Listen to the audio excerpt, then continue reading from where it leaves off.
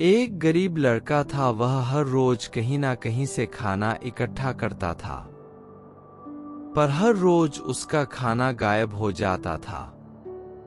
एक दिन उसे से पता चला कि एक चूहा उसका खाना चुराता है, तो उसने उस चूहे को पकड़ा और कहा कि तू हर रोज मेरा खाना क्यों चुराता है, किसी अमीर का क्यों नहीं चुराता।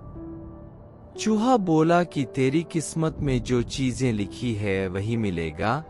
चूहे ने कहा, अगर तुझे जानना ही है कि तेरी किस्मत में क्या लिखा है, तो तुझे भगवान बुद्ध के पास जाना पड़ेगा।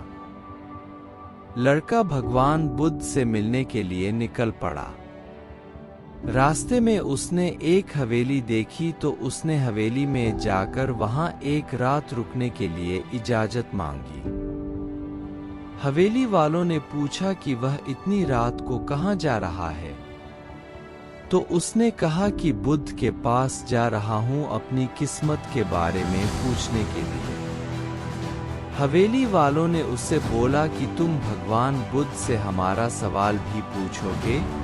हमारी 16 साल की लड़की है जो बोल नहीं सकती है, तो क्या करें जिससे इसकी आवाज आए। तो उस लड़के ने कहा, जरूर पूछूंगा, और सुबह होने पर वह वहां से निकल गया। रास्ते में बहुत बड़े बड़े बर्फ के पहाड़ थे। वह बड़ी मुश्किल से पहाड़ पर चढ़ा। उसे वहां एक जादूगर मिला। उसने भी अपना एक सवाल भगवान बुद्ध से पूछने को कहा। मैं हजारों साल से स्वर्ग में जाने के लिए तपस्या कर रहा हूं, अब और क्या करूं। जादूगर ने जादू की छड़ी से उस लड़के को बर्फ के पहाड़ के उस पार पहुंचा दिया। आगे चलने पर वहां एक बहुत बड़ी नदी थी कि वहां उसकी मुलाकात विशालकाय कछुए से हुई। कछुए ने भी उससे अपना एक सवाल पूछने के लिए कहा।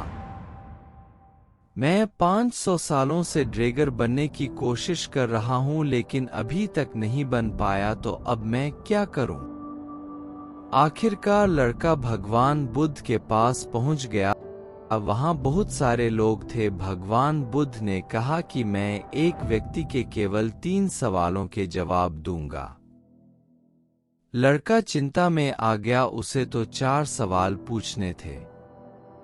उसने सोचा, कछुआ 500 सालों से ड्रैगर बनने की कोशिश कर रहा है, जादूगर 1000 साल से स्वर्ग में जाने के लिए तपस्या कर रहा है, और वह लड़की बिना बोले कैसे पूरी जिंदगी निकाल सकती है, जबकि मैं तो सिर्फ गरीब हूं। अब लड़के ने अपना सवाल छोड़ बाकी के 3 सवाल पूछ लिए। लड़के ने उन तीनों सवालों को भगवान बुद्ध से पूछा, तो भगवान बुद्ध ने जवाब दिया कि कछुआ जब तक अपने कवच को नहीं छोड़ेगा, वह तब तक ड्रैगर नहीं बन पाएगा। जादूगर जब तक अपनी छड़ी नहीं छोड़ेगा, वह स्वर्ग में नहीं जा पाएगा। लड़की को जब तक उसका जीवन साथी नहीं मिलेगा, वह तब तक बोल नहीं पाएगी। लड़का वापस कछुए के पास आया। कछुए ने जैसे ही कवच निकाला, उसके पास कुछ मोती निकले। कछुए ने लड़के को वह सारे मोती दे दिए और वह ड्रैगर बन गया। फिर वह लड़का जादूगर के पास गया। जादूगर ने अपनी छड़ी लड़के को दे दी और वह स्वर्ग में चला गया। उसके बाद वह लड़का उसी हवेली में गया, और उस हवेली में वह लड़की अचानक सामने आई और बोलने लगी कि उस रात हमारी हवेली पर तुम ही आए थे ना। और इस तरह लड़के को पैसा, शक्ति और खूबसूरत जीवन साथी मिल गए।